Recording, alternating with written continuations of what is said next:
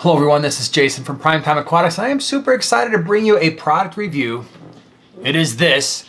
This is a new hang-on back filter. We've never had these in the fish room before. It's a newer design. This is the Oase 50. They have a few different types. We're going to take a close look at this one. Hope you enjoy the video.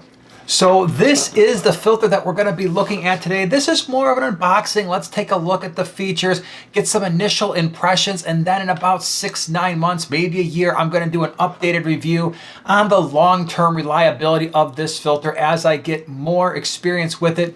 But some things you should know, again, this is a newer design, and I really wanted to review this filter. When I saw it at Aquashella this past year, I was excited to see this design. There's a lot of really cool features. Let's take a look, start with the outside one. This is a very solid design. So I think long-term quality, at least in terms of the outer compartment, is going to be very, very good. The other thing that I liked about it is the intake is extendable. It goes, for this one now, we're reviewing the 50. They've got a 20, a 30, and a 50. This is the largest of them. The intake is really nice because it's extendable, and it goes from 6 inches all the way to 14 inches, which means this intake should be plenty good from anything from, if you wanted to overdo it, from a 29 up to a 55 gallon. I think you're probably going to be in pretty good shape with this filter. The other thing I like about this filter is there are 3 different colors. There is a white, a black, and a navy. And so if you're going for a special decor in your home, you have different colors to choose from. This thing is thin, and I love that about hang-on back filters. I don't want my tanks very far away from the wall, and because this is a thin profile, you can get your tank closer to the wall. This leveling device is one of the best inventions I've seen on a hang-on back filter. You don't have to twist it or try to pull it or mess with it. All you have to do is pinch these 2 things together, you pull it out. If it's too far, you pinch it, push it back in a little bit, and so it's really, really easy to level this hang-on back filter. The other cool thing is you can see here there is a compartment that is very easy to disconnect. And so you just press down on this little button right here. There's a button right there. You press this thing and this cover slides right off, and then you have access to the impeller, and all you have to do is turn this. Here's the impeller. Really nice that the impeller is easy to grab, and so if you want to clean that, it's hard to do all this with just 2 hands. You can pull this thing out, rinse this off, put it right back in. This just twists right back into here. So very, very easy to maintain this filter, to get to the impeller, twist it right back on. There you go. The cover slips right back on. You just get the 2 cords in there, and there you have it. So externally, really nice filter. All right, let's go ahead and take a look at the inside of the filter.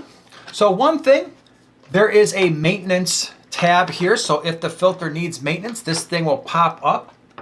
Second thing is, before we go into the inside, this is a 6-foot cord for those of you who are curious. Now the inside is one of the things I thought was so special about this particular filter because it's a little different than what I've seen in other types. So here we've got the inside compartment. One thing you should note, this filter comes, there's a reason why there's 2 cords, it comes equipped with a heater. And so the heater, as I will show you in a moment, lays on the bottom of the filter. There are 2 different types of cartridges in here right now. That's the way it's shipped to us. You can see here, they go 3 across. You can pull this one out. And in here, the first one that you see, you've got a foam pad. If you listen real close, there's some zeolite in there, some carbon, and some phosphate remover. And then of course you've got the filter floss on the other side. So that compartment, again, they just slide in really, really easy, very easy to maintain. And then the one right behind it, this has just got some more filter foam in here. This is, I believe, 30 PPI, where the other one was 45. So you've got 2 different types of media. Now, I don't have the cartridge here, but the other really interesting thing is they were thinking ahead, and if you don't want this type of pre-arranged cartridge where you've got the stuff inside, the carbon, the phosphate, like for us, we don't use the chemical filtration. We don't use the zeolite, we don't use the carbon, and we don't use the phosphate blocker. but that's okay. They do have a compartment just like this, but you can open it up and you can put whatever you want in there. So if you want to put more filter floss or more sponge, they give you the ability to do that. And I think that is a really great idea because it's very easy to customize this filter.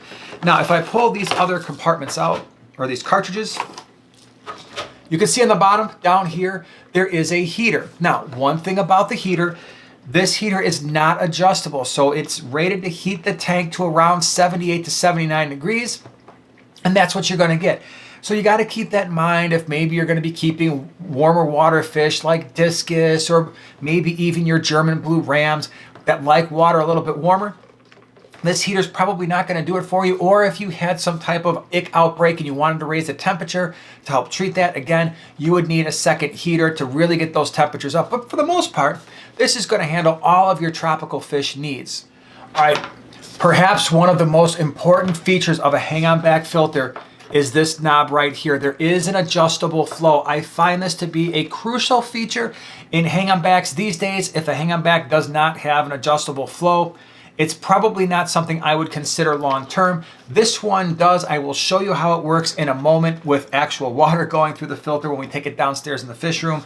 But adjustable flow is a huge thing for us. Now, if you want some of the specs for this filter, they're all along the side here. This filter is going to filter 250 gallons per hour. Again, perfectly adequate for a 55-gallon tank or less. Again, it does have the adjustable flow. Just bring it down to a trickle. You do get either, there's two options. You can get the filter with the heater or without. The overall dimensions, you're looking at about 11 inches wide by 6 3/4 front to back by about 8.5 inches or so top to bottom. So again, it is a nice size filter that's going to be a nice slim fit. So a couple things, sorry for the noise, but this filter is hooked up to the same system as our air system, which means we're going to have a little bit of noise down here in the fish room. Couple things to consider with this filter. One, it is not a self-priming filter in that for some of the hang-on back filters that we use, the actual impeller and motor are in the tank, which means the back of the filter does not need to be filled in order to start this.